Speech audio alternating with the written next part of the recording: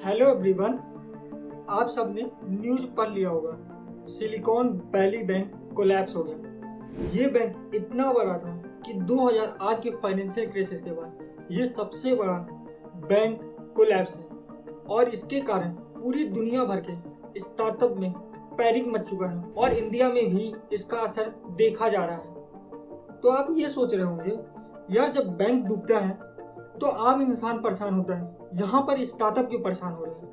वो इसलिए क्योंकि ये बैंक थोड़ा स्पेशल है। ये बैंक यूजुअली क्या करता है कि स्टार्टअप को लोन देता है, स्टार्टअप को इन्वेस्टमेंट करता है और स्टार्टअप के पास अगर एक्स्ट्रा कैश है तो यहाँ पर वो डिपॉजिट कर देते हैं। अब इसे ध्यान से समझिए, अगर कोई स्टार्टअप है तो उसको चलने के लिए पैसा तो चाहिए होगा, ठीक है। अब स्टार्टअप पैसा लाती कहाँ से? पहला सोर्स इन्वेस्टमेंट के थ्रू, ठीक है। दूसरा सोर्स अगर वो लोन ले लें। तीसरा सोर्स अगर उनके पास खुद का पैसा पड़ा हो। अब देखिए, पिछले कुछ समय से स्टार्टअप विंटर के कारण कोई भी फंडिंग नहीं मिल रही है तो उनको कोई इन्वेस्टमेंट मिल ही नहीं रहा है, ठीक है। अब लोन के रेट बहुत हाई हो चुके हैं, आपको पता होगा कितना ज़्यादा यहाँ पर रेपो रेट बढ़ ही रहा है, जिसके कारण क्या हुआ कि लोन बहुत ज़्यादा हाई अमाउंट पे मिल रहा है, ठीक है। तो स्टार्टअप के पास ना वो फंडिंग ले पा रही है ना वो लोन ले पा रही है, तो उन्हें डे टू डे लाइफ चलाने के लिए क्या करना पड़ेगा? वो जाएंगी अपने कैश की तरफ कि उनके पास जो कैश है उसको वो निकालें। और मोस्टली स्टार्टअप के कैश कहाँ पड़े हुए हैं? एक बैंक में, सिलिकॉन वैली बैंक में। अब सब लोग पहुंच गए सिलिकॉन वैली बैंक में, भाई मेरा पैसा दे दो। अब क्या होगा? बैंक के पास हमेशा जितने लोग पैसा डिपॉजिट करते हैं, ऐसा तो होता नहीं है वो सारा पैसा रखे रहती है, ऐसा तो होता नहीं है। बैंक भी क्या करता है, दूसरों को लोन देता है, दूसरे जगह इन्वेस्टमेंट करता है या फिर कुछ बॉन्ड खरीद लेता है, ठीक है।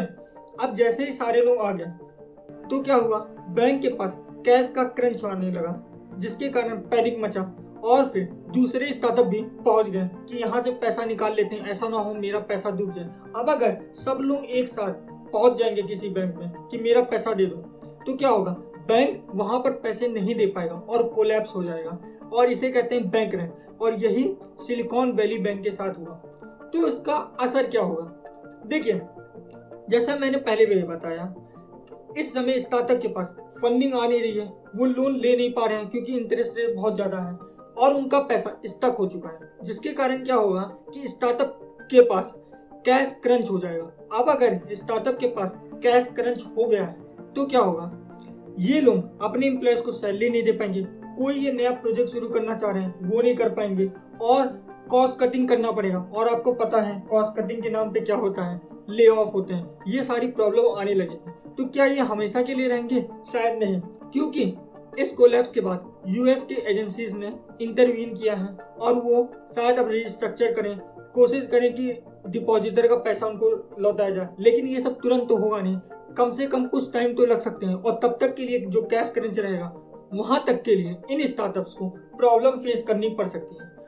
अब हम इस प्रॉब्लम से सीख क्या सकते हैं? इस प्रॉब्लम से हमें एक चीज सीखने को मिलती है कि यूजुअली हमें कभी भी अपना सारा एक बास्केट में नहीं रखना चाहिए।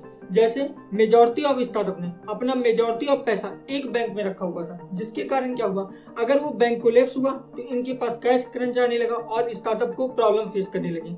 यहाँ पर अब शायद स्टार्टअप ये बात को सोचेंगे और अपने पैसे को बहुत ज्यादा डिस्ट्रीब्यूट करके रखेंगे कि अगर कोई एक बैंक कोलैप्स भी कर जाए तो उनके स्टार्टअप में कोई प्रॉब्लम ना आए। आई होप आपको ये वीडियो अच्छे से समझ में आ गया होगा कि सिलिकॉन वैली बैंक कोलैप्स क्यों किया, उसका प्रॉब्लम क्या आ सकता है।